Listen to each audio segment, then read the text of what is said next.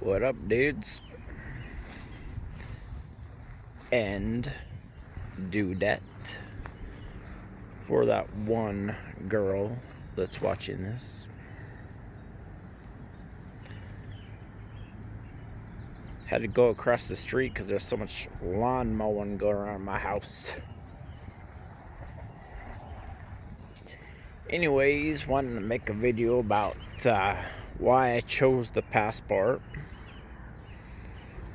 and some of the other vehicles I was considering. So first, I really wanted the new F-150, the 2020 with the Abyss Gray, and I couldn't find one that was very close to me. Also, I knew it was going to be a tight squeeze in the garage, so I decided that I'd have to keep looking for something else. I really wanted tow hooks. As funny as that sounds, tow hooks in Montana are pretty important, especially since most vehicles aren't even using them now. I don't know why. The F-150 definitely has tow hooks, has the towing capability, stuff like that. That Abyss Gray is just sweet on the F-150. Really like that color. The sunroof and the F-150s are really sweet. I like that twin panel.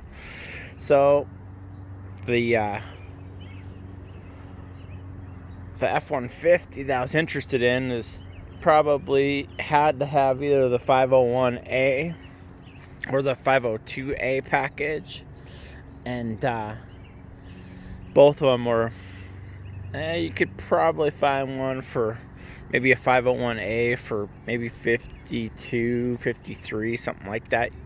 They're hard to find that cheap, but you can do it. So the second vehicle that I was considering was the Rubicon. That Stingray Rubicon is just sick, but it's again pretty stinking expensive with the leather and all that stuff. It'd be dang near the same price as the F-150, 50 to 55. It's pretty ridiculous, but I don't know, it might be worth it.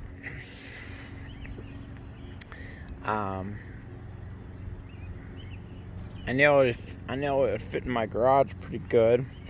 The F-150 would barely fit. Plus, do I really need two trucks? Probably not. So, the Rubicon and the F-150 were both good choices, but they're just, I couldn't find one close. Not to mention, 50 grand is freaking a lot of money. So, let's see if I can do this with one hand. Ooh, nice. So the third choice would probably be maybe like a Honda. I could do I really like the Honda Accord with the 2-liter. It's got the modern steel gray like I like, just like this one. It's pretty sweet. But no tow hooks, no all-wheel drive. There's the Legacy I was considering too. Pretty much It's got the all-wheel drive, tow hooks, kinda. I'm not super impressed with that Subaru Legacy's new turbo engine. So it's got quite a bit of lag compared to like the 2-liter turbo in the Accord. So I kept going back and forth between the F-150, the Rubicon, the Legacy, and I was like, oh, a WRX, that would work. And then I was like, not much clearance, a little bit limited on winter stuff. I know it's good on the ice, but that's about it. So thought about a CRV. It's got the tow hooks, it's got all-wheel drive, obviously, and then I was like, well, what about the Passport? Started doing some reviews, or excuse me, watching some reviews, and I watched, I think his name is the Topher YouTube channel. He did a pretty good drive, and I saw this thing's got some pretty sweet power, and everybody seems to like this V6. It does have one front tow hook. I think it's more of a tie down than a tow hook.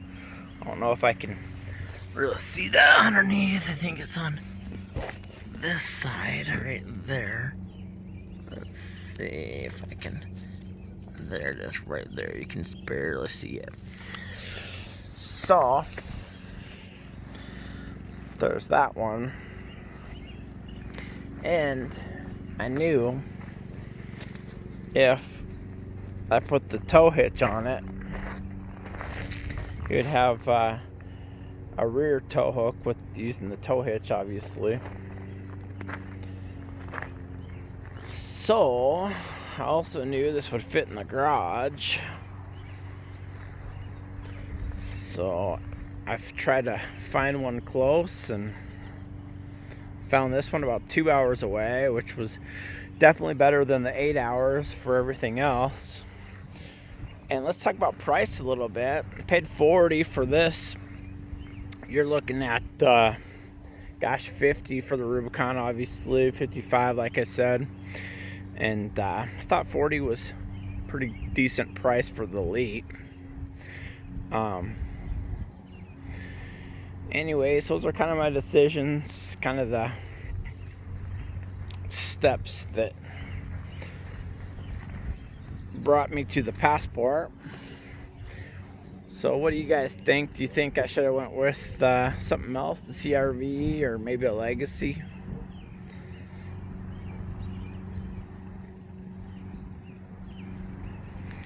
Hopefully this will be okay for me.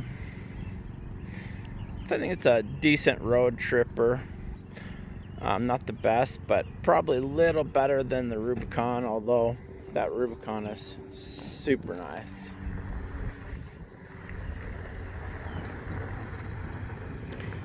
Hopefully this V6 does not disappoint. I haven't floored it yet. I've only got like 530 miles on it, something like that.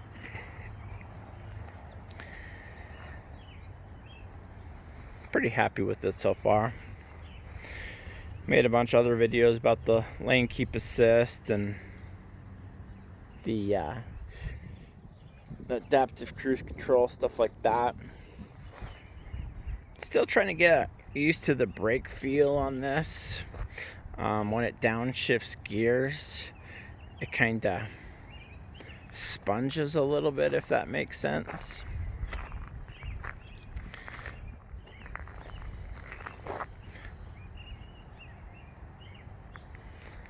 But I still like it. I had a Honda Civic in gray that I put 200,000 miles on, so I'm kind of a Honda fan anyways.